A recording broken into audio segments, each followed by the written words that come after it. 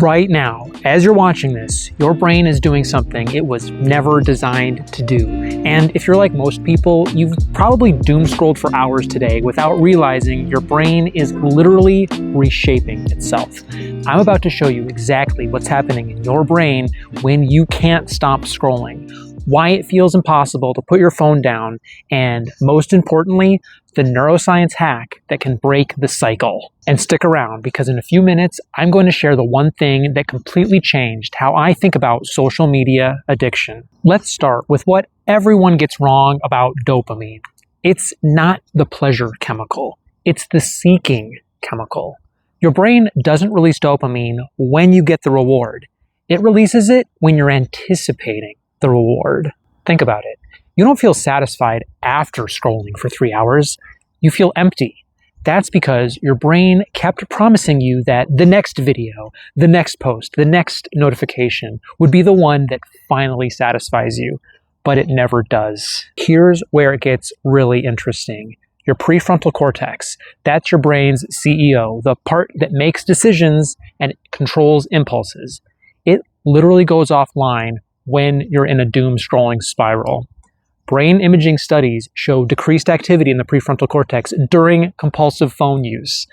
You're not weak. You're not lacking willpower. Your brain's control center has been hijacked. And if you have ADHD, like millions of people do, this effect is even stronger. The ADHD brain already has lower baseline dopamine levels, making it constantly search for stimulation.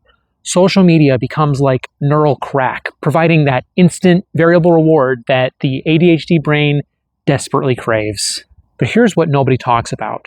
Doom scrolling isn't just about dopamine. It's about your amygdala, your brain's alarm system. When you see negative news, controversial posts, or anything that triggers strong emotions, your amygdala fires up. It releases stress hormones like cortisol and adrenaline.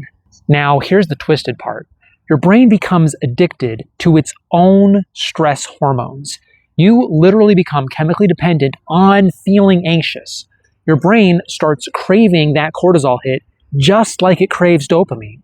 This creates what neuroscientists call a negative feedback loop. You scroll to feel better, but the content makes you anxious. The anxiety makes you want to escape, so you scroll more. More scrolling means more anxiety, and round we go. The algorithm knows this. It's designed by neuroscientists and behavioral psychologists who understand exactly how to keep your amygdala firing. Controversy, outrage, fear, these get the most engagement because they hijack your survival instincts. Your brain can't tell the difference between a real threat and a triggering post.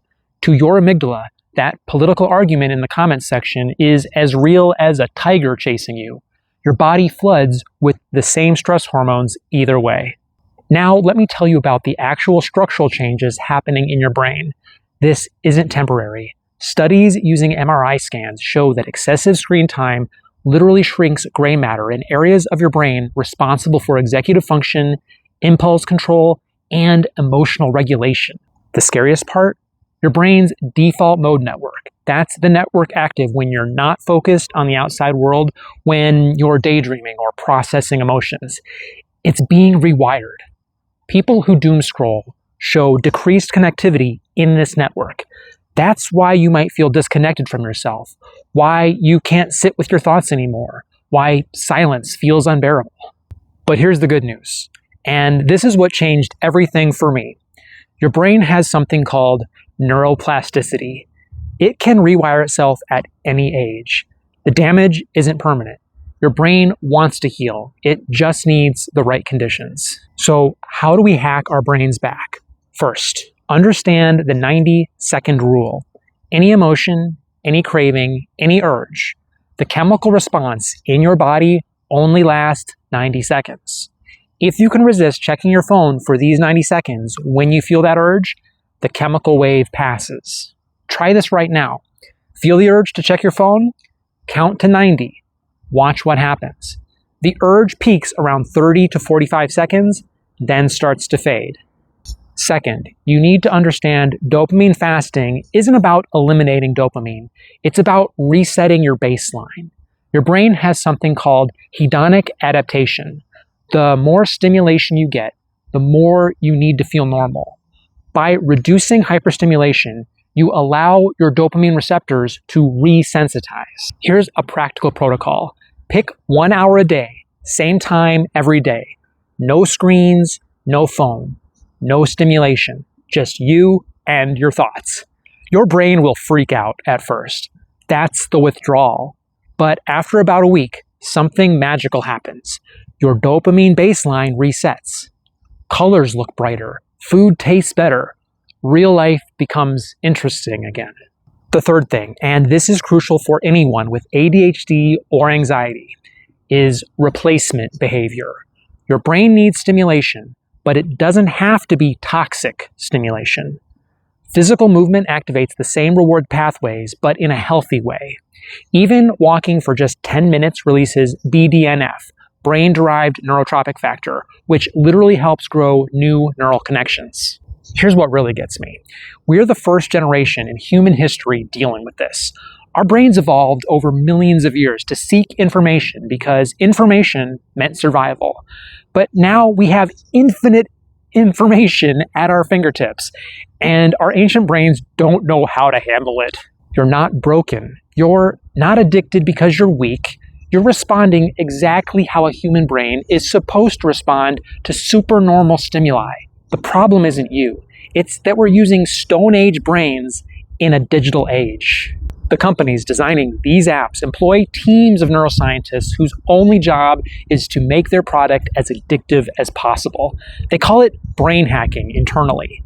You're not competing against an app. You're competing against hundreds of PhDs who know exactly how your brain works. But here's the thing. Understanding the neuroscience gives you power. Once you know what's happening in your brain, you can't unknow it. Every time you feel that pull to scroll, you'll remember it's not you, it's your neural pathways. And neural pathways can be changed. Start small. Try the 90-second rule just once today. Set 1 hour for your dopamine reset. Your brain is incredibly resilient. It wants to return to balance. You just have to give it the chance. Your brain is the most complex thing in the known universe. Don't let an algorithm designed to sell ads be the thing that controls it. You've got this. Your brain's got this. The science proves it.